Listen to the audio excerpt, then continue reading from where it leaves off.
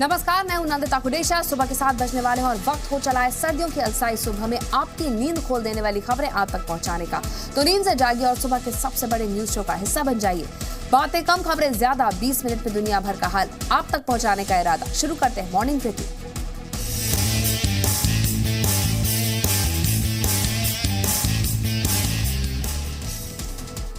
UP के कासगंज में आज से राजनीतिक पर्यटन शुरू हो रहा है।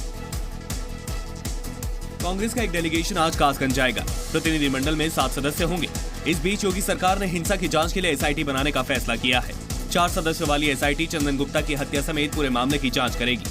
अब तक कुल 126 लोगों की गिरफ्तारी हो चुकी है। किसी भी प्रकार की अराजकता के लिए कोई जगह नहीं होगी।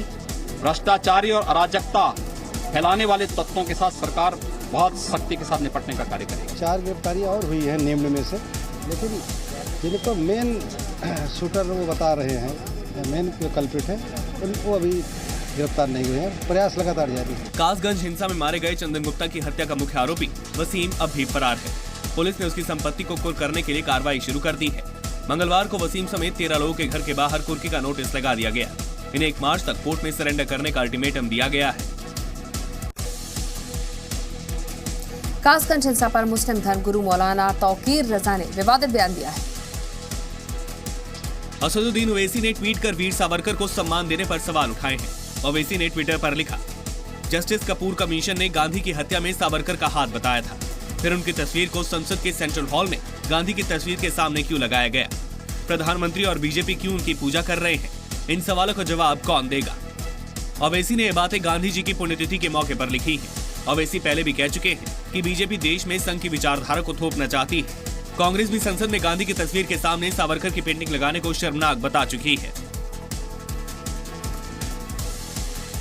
यूपी के अमेठी में गैंगवॉर के बाद राज्य की सुरक्षा व्यवस्था पर एक बार फिर सवाल उठ गए हैं। मंगलवार दोपहर अमेठी के जगदीशपुर में कोतवाली से चंद कदमों की दूरी पर 2 गैंग के बीच गोलीबारी हुई। इस गैंगवॉर में अशफाक नाम के व्यक्ति की मौत हो गई, जबकि विरोधी पक्ष के 2 लोग बुरी तरह से घायल हो गए। घटना से नाराज लोगों ने पत्थरबाजी शुरू कर दी। शुरुआती जानकारी के मुताबिक अशफाक और जगदीशपुर के पूर्व ब्लॉक प्रमुख राजेश विक्रम सिंह के बीच पुरानी रंजिश थी। इसी रंजिश में कुछ साल पहले अशफाक के पिता की भी हत्या कर दी गई थी। इसके बाद राजेश विक्रम सिंह पर भी जानलेवा हमला हुआ था। बदला लेने के लिए राजेश ने बिहार के बदमाशों को बुलाकर अशफाक पर हमला करवाया। वर्चस्व की लड़ाई प्रतीत होती है। अब इसको पूरा डिटेल में इन्वेस्टिगेशन के बाद पता चलेगा। जो अपेरेंटली मुझको बताया गया है कि इनका चुनावी रंजिश था पहले कभी ब्लॉक। मामला भले ही गैंगवॉर का हो, लेकिन 2 धर्मों से जुड़े होने के कारण मामले ने सांप्रदायिक रूप भी ले लिया है। जगदीशपुर में धारा 144 लगा दी गई है और हालात पर काबू पाने के लिए पड़ोसी जिलों की पुलिस भी बुलाई गई है। एसपी ने इलाके के एसएचओ को सस्पेंड कर दिया है। पत्रकार गौरी लंकेश हत्या मामले में उनके भाई ने राज्य सरकार पर गंभीर आरोप लगाए हैं। गौरी लंकेश के भाई इंद्रजीत लंकेश ने कर्नाटक के सीएम सिद्धारमैया पर गौरी की हत्या के मामले में राजनीति का आरोप लगाया है। इंद्रजीत ने बीजेपी और आरएसएस का बचाव भी किया। The Home Minister and Siddaramaiah are just using this as a political stage. The investigation is going in only one angle, and the angle which they want it to be, a political angle.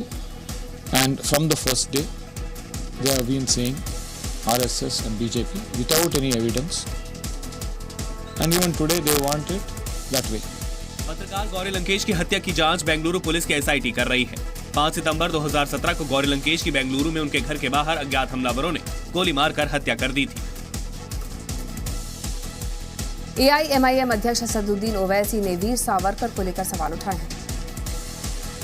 Asaduddin Owaisi ने tweet कर वीर सावरकर को सम्मान देने पर सवाल उठाए हैं।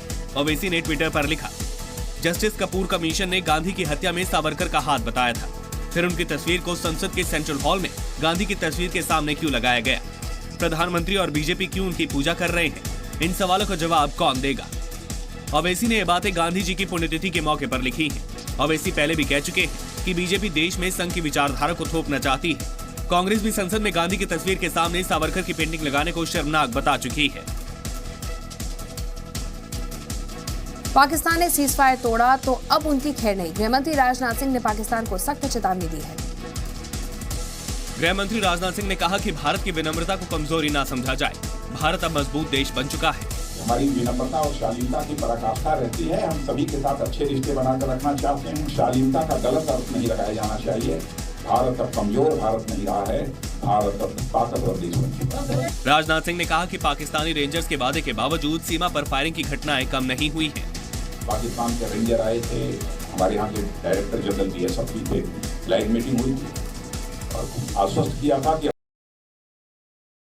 फिर भी पाकिस्तान की तरफ से बराबर सीज फायर वायलेशन हो रहा है। जम्मू कश्मीर में पाकिस्तान की गोलीबारी की वजह से पिछले 2 हफ्ते में 8 नागरिकों समेत 14 लोगों की मौत हो चुकी है। स्कॉर्पियन सीरीज की तीसरी पनडुब्बी आज लॉन्च की जाएगी। पनडुब्बी INS करंज मुंबई के मंझगांव डॉक पर लॉन्च होगी। फ्रांस की मदद से इस पनडुब्बी को भारत में मेक इन इंडिया के तहत तैयार किया गया है। नौसेना प्रमुख सुनील लांबा भी इस दौरान मौजूद रहेंगे। INS करंज का नाम छत्रपति शिवाजी महाराज के किले के नाम पर रखा गया है। ये कई खूबियों से लैस है। INS करंज रडार की पकड़ में नहीं आ सकती। ये जमीन पर भी हमला करने में सक्षम है। करंज पनडुब्बी में ऑक्सीजन बनाने की क्षमता है। करंज लंबे समय तक पानी में रह सकती है। INS करंज 67.5 मीटर लंबी, 12.3 मीटर ऊंची और 1556 टन वजनी है।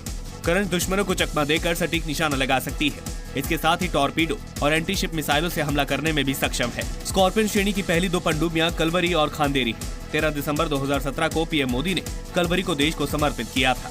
खांदेरी पनडुब्बी को 12 जनवरी 2017 को लॉन्च किया गया था।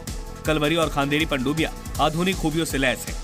ये दुश्मन की नजरों से बचकर सटीक निशान लगा सकती है। कल बजट पेश होने वाला है। बजट से पहले मुख्य आर्थिक सलाहकार अरविंद सुब्रमण्यम ने इस साल ग्रोथ रेट 7.5% के आसपास रहने की उम्मीद जताई। जी मीडिया से एक्सक्लूसिव बातचीत में अरविंद सुब्रमण्यम ने कहा कि विकास दर 7 से 7.5% रह सकती है, लेकिन पूरे विश्व के हालात इस पर असर डालते हैं। अगले साल के लिए our prediction is between 7 and 7.5, which shows that from this year there will be a further boost to growth. Subramaniam ने मजबूत अर्थव्यवस्था के लिए पेट्रोलियम उत्पादों को GST के दायरे में लाने की वकालत की। पेट्रोलियम प्रोडक्ट्स को GST में लाना is very important. ना ही ऑयल का दाम, but also all the products that use oil, उनका भी दाम घटेगा. But there's a cost to that, which is that revenues will be lower. Arvind Subramaniam के मुताबिक अब अर्थव्यवस्था पर GST और नोटबंदी का कोई असर नहीं है। सुप्रीम कोर्ट और हाई कोर्ट के जजों के वेतन में 2 गुना बढ़ोतरी की गई है। केंद्र सरकार ने जजों के वेतन में बढ़ोतरी के लिए बने कानून की अधिसूचना जारी कर दी है। बढ़ा हुआ वेतन 1 जनवरी 2016 से लागू होगा। सुप्रीम कोर्ट के चीफ जस्टिस का वेतन 1 लाख से बढ़ाकर 2,80,000 रुपए हो जाएगा। सुप्रीम कोर्ट के दूसरे जजों और हाई कोर्ट के चीफ जस्टिस का वेतन 90,000 से बढ़कर 2,50,000 रुपए हो जाएगा। हाई कोर्ट के दूसरे जजों का वेतन 80,000 रुपए से बढ़कर 2,25,000 रुपए हो जाएगा। वेतन बढ़ोतरी का फायदा रिटायर हो चुके जजों को भी मिलेगा। 2016 में तत्कालीन चीफ जस्टिस CS ठाकुर ने हाई कोर्ट और सुप्रीम कोर्ट के जजों के वेतन बढ़ाने को लेकर सरकार को चिट्ठी लिखी थी।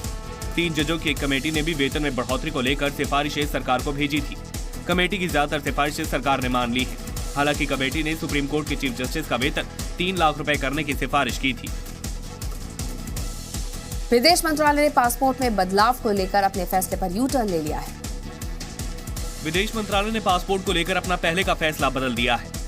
पासपोर्ट के अंतिम पेज को प्रिंट करने का मौजूदा तरीका जारी रखा जाएगा।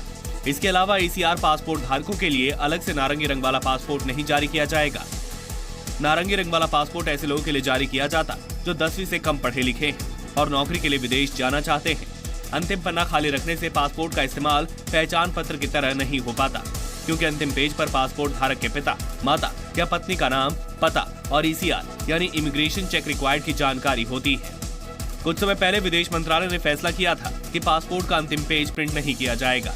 इसके साथ ही ये फैसला भी लिया गया कि ECR स्टेटस वाले पासपोर्ट धारकों के लिए नारंगी रंग के कवर वाला पासपोर्ट जारी किया जाएगा। ये फैसला 3 सदस्यों की कमेटी की सिफारिशों के आधार पर लिया गया था। कांग्रेस अध्यक्ष राहुल गांधी ने नारंगी रंग के पासपोर्ट का विरोध किया था।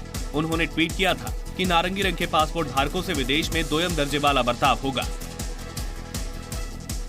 दिल्ली में विवादित धर्मगुरु वीरेंद्र देव दीक्षित के आध्यात्मिक विश्वविद्यालय में नगर निगम ने तोड़फोड़ की। भारी पुलिस बल की मौजूदगी में नगर निगम की टीम ने कार्रवाई की। वीरेंद्र देव के आध्यात्मिक विश्वविद्यालय के कुछ हिस्से का निर्माण अवैध है। नगर निगम के करीब 30 कर्मचारियों को तोड़फोड़ के काम में लगाया गया। आश्रम का बेसमेंट भी सील किया जाएगा। बाबा वीरेंद्र देव दीक्षित की मुश्किलें बढ़ते रही। पहले सीबीआई और अब एमसीडी का हथौड़ा इनके आश्रम पर पड़ा है और यहाँ पर एमसीडी की टीमें यहाँ पर पहुँच गई। आप देख सकते हैं कि पुलिस बल्कि यहाँ जब दिल्ली पुलिस के जवान तैनात और एमसीडी की टीम ऊपर जो इलीगल कंस्ट्रक्शन किया गया उसे तोड़फोड़ कर रही है। हालांकि आश्रम के भीतर मौजूद महिलाओं ने नगर निगम की कार्रवाई का विरोध किया। एमसीडी ने भी ऑर्डर किया है कि ये अनऑथराइज्ड बिल्डिंग है, इसलिए इसको डिमोलिश करना है, जबकि गवर्नमेंट का ये रूल है, उनकी गवर्नमेंट का जो एक्ट है उसके तहत जो भी कंस्ट्रक्शन जून 2014 से पहले कंप्लीट हो चुके हैं वो गवर्नमेंट प्रोटेक्शन के अंडर आते हैं। इसके बावजूद भी हमारी बिल्डिंग को यहाँ डिमोलिश कर रहे हैं और हमारी ये जो बिल्डिंग है ये पूरा जो 5 फ्लोर स्ट्रक्चर है ये पूरा ही 2010-11 के अंदर ही कंप्लीट हो चुका है और लोकेलिटी ही पूरी अनऑथराइज्ड है। जो विजय विहार की लोकेलिटी है, ना यहाँ का नक्शा पास है, ना ही यहाँ की कंस्ट्रक्शन की कोई प्रॉपर प्लानिंग है। इसके बावजूद भी सिर्फ हमारे मकान के लिए ऐसे किया जा रहा है। जम्मू कश्मीर के शोपियां में 2 लोगों की मौत के मामले में सेना की जांच में अहम बात सामने आई है। सेना ने कहा है कि सेना के जिस मेजर का नाम एफआईआर में शामिल किया गया है वो घटना के वक्त मौके पर थे ही नहीं। सेना के सूत्रों से मिली जानकारी के मुताबिक शोपियां में सेना के काफिले को करीब 250 लोगों ने घेर कर पत्थरबाजी शुरू की। एक जेसीओ हालात का जायजा लेने नीचे उतरे, लेकिन पत्थर लगने से वो गिर पड़े। जब भीड़ बहुत करीब आ गई और पत्थरबाजी करती रही तब सेना ने गोलियां चलाई। जिस जगह फायरिंग हुई मेजर वहां से 200 मीटर की दूरी पर थे। आत्मरक्षा के लिए चलाई गई गोली से 2 लोगों की जान चली गई। सीएम महबूबा ने इस मामले में जांच के आदेश दिए थे। रविवार को धारा 302 और 307 के तहत एफआईआर दर्ज की थी। एक्ट्रेस जिया खान की मौत के मामले में सूरज पंचोली की मुश्किलें बढ़ गई हैं। जिया खान की खुदकुशी मामले में एक्टर सूरज पंचोली के खिलाफ आरोप तय हो गए हैं। मुंबई की सेशंस कोर्ट में सूरज पंचोली पर जिया को खुदकुशी के लिए उकसाने का आरोप तय किया गया है। इस मामले में गवाहों की जिरह 14 फरवरी से शुरू होगी। जिया की मां राबिया खान ने इस मौत के लिए सूरज पंचोली को जिम्मेदार बताया था। 3 जून 2013 को जिया खान अपने घर में फंदे से लटकी मिली थी। सूरज पंचोली जिया के दोस्त थे और दोनों के बीच झगड़ा हुआ था। जिया की मां ने इस मामले की जांच सीबीआई से कराने की मांग की थी, जिसे बॉम्बे हाई कोर्ट ने मान लिया था। अमेरिका में जन्मी जिया खान ने निशाद और गजनी जैसी फिल्मों में काम किया था। वहीं सूरज पंचोली अभिनेता आदित्य पंचोली और जरीना वहाब के बेटे हैं। सूरज पंचोली हीरो फिल्म में काम कर चुके हैं। यूपी के शाहजहांपुर में दर्दनाक सड़क हादसा हुआ है। शाहजहांपुर में श्रद्धालुओं से भरी ट्रैक्टर ट्रॉली को बेकाबू ट्रक ने टक्कर मार दी। ट्रैक्टर ट्रॉली खाई में जा गिरी और 5 श्रद्धालुओं की मौके पर ही मौत हो गई। हादसे में करीब 12 लोग घायल हुए हैं। इनमें से एक की हालत गंभीर है। सभी को जिला अस्पताल में भर्ती कराया गया है। सभी लोग माघ पूर्णिमा के मौके पर गंगा स्नान करने जा रहे थे। हादसा मिर्जापुर थाना के जरीनपुर के पास हुआ। और किसी भी तरीके से कोई लापरवाही नहीं होने दी जाएगी और डॉक्टर्स को निर्देशित कर दिया गया। सभी व्यवस्थाएं एक थोड़ा और इंजर्ड है, उनके चेस्ट में उनको रेफर किया जाए। कुछ लोगों का ट्रीटमेंट पहले मिर्ज़ापुर CHC है वहाँ पे हुआ है, उसके बाद में वहाँ से रेफर कर दिया गया है, जो कि एम्बुलेंस से यहाँ पे आए और यहाँ पे उन सभी को उपचार हो रहा है। केंद्र को नोटबंदी के बाद जब्त किए गए काले धन का हिसाब किताब देना होगा। केंद्र को नोटबंदी के बाद जब्त किए गए काले धन का हिसाब किताब देना होगा। मुख्य सूचना आयुक्त RK माथुर ने वित्त मंत्रालय को नोटबंदी के बाद जब्त काले धन का ब्यौरा मुहैया कराने को कहा है। RTI एक्ट के तहत 30 दिनों के भीतर ये जानकारी देनी होगी। RTI के तहत नोटबंदी के बाद जब्त काले धन की जानकारी 22 नवंबर 2016 को PMO से मांगी गई थी। हालांकि RTI दाखिल करने वाले खालिद मुंदपल्ली को PMO से कोई जानकारी नहीं मिली। इसके बाद खालिद ने 9 जनवरी 2017 को सूचना आयोग से PMO की शिकायत की। इसके बाद 25 जनवरी 2017 को PMO ने RTI को वित्त मंत्रालय के राजस्व विभाग को भेज दिया। इसके बावजूद राजस्व विभाग से खालिद की RTI पर जवाब नहीं आया। सूचना आयुक्त RK माथुर ने जब्त काले धन का ब्यौरा देने का आदेश तो दिया है, लेकिन खालिद की RTI पर तय समय में जवाब न देने पर PMO पर कोई जुर्माना नहीं लगाया गया।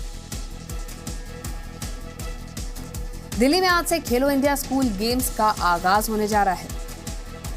प्रधानमंत्री नरेंद्र मोदी शाम 5 बजे दिल्ली के इंदिरा गांधी स्टेडियम में खेलो इंडिया स्कूल गेम्स का उद्घाटन करेंगे। ये गेम्स 8 फरवरी तक चलेंगे। खेलो इंडिया योजना के तहत हर साल 1000 खिलाड़ियों का चयन किया जाएगा। हर एक को 8 साल तक 5-5 लाख रुपए की छात्रवृत्ति दी जाएगी। 5 साल में 5000 खिलाड़ी इकट्ठा हो जाएंगे, जिससे मेडल जीतने की उम्मीद बढ़ेगी। खेलो इंडिया स्कूल गेम्स दिल्ली में Jawaharlal Nehru stadium, Indira Gandhi stadium, major Dhyanchand national stadium, Karni Singh shooting range और SPM स्विमिंग कॉम्प्लेक्स जैसी कई जगहों पर आयोजित होंगे। स्कूल गेम्स में 16 तरह के खेल खेले जाएंगे। आज साल 2018 का पहला चंद्र ग्रहण लगेगा। कई खास संयोग भी बन रहे हैं। आज माघ पूर्णिमा है। इसी दिन चंद्र ग्रहण का लगना दिव्य संयोग माना जा रहा है। मान्यता है कि आज स्नान और दान पुण्य का फायदा सामान्य दिनों से कई गुना ज्यादा होता है। आज सूर्योदय के कुछ घंटों बाद ही ग्रहण का सूतक लग जाएगा और मंदिरों के दरवाजे बंद हो जाएंगे। ग्रहण का स्पर्श काल यानी आरंभ शाम 5:18 पर हो रहा है। शास्त्रों के अनुसार चंद्र ग्रहण का सूतक ग्रहण आरंभ होने से 9 घंटे पहले लगता है। नियम के मुताबिक ग्रहण का सूतक 31 जनवरी की सुबह 8:18 पर लगेगा। मोक्ष का यानी ग्रहण खत्म होने के बाद दान का सबसे सही वक्त होता है। रात 8:41 के बाद स्नान करके दान करना फायदेमंद है। अफगानिस्तान में आतंकियों के सिर पर पाकिस्तान का हाथ होने के नए सबूत मिले हैं। खुलासा काबुल में हुए हमले को लेकर है। काबुल मिलिट्री एकेडमी पर आतंकी हमले पर अफगानिस्तान सरकार ने बड़ा खुलासा किया है। अफगानिस्तान के मुताबिक हमले भले ही तालिबान ने किए हैं, लेकिन हमले में जिन हथियारों का इस्तेमाल किया गया वो सभी पाकिस्तान की आर्मी ने मुहैया कराए हैं। अफगानिस्तान के इस दावे के बाद अमेरिका के उस आरोप की पुष्टि हो गई है जिसमें कहा जाता रहा है कि पाकिस्तान की आर्मी तालिबान और दूसरे आतंकी संगठनों को हथियार देती है। अफगानिस्तान के डिप्लोमेट ने कहा कि पाकिस्तान आर्मी लश्कर तैयबा को भी हथियार सप्लाई करती है। मीडिया रिपोर्ट्स के मुताबिक काबुल मिलिट्री एकेडमी पर हमले के बाद 3 आतंकवादियों को मार गिराया गया था। 5 सैनिक भी मारे गए थे। आतंकियों के पास से जितने हथियार बरामद किए गए वो सभी पाकिस्तान आर्मी इस्तेमाल करती है और उन पर निशान भी वही के पाए गए हैं। अफगानिस्तान सरकार के मुताबिक मिलिट्री एकेडमी पर हमला करने वाले आतंकियों के पास जो नाइट विजन गॉगल्स मिले हैं वो पूरी तरह military grade night vision goggles हैं। इन्हें बाजार से नहीं खरीदा जा सकता। इन्हें पाकिस्तान की आर्मी ने एक ब्रिटिश कंपनी से खरीदा है और ये गॉगल्स कश्मीर में लश्कर तैयबा और अफगानिस्तान में तालिबान को पाकिस्तान आर्मी ने दिए हैं। मॉर्निंग ब्रेकिंग में फिलहाल इतना ही।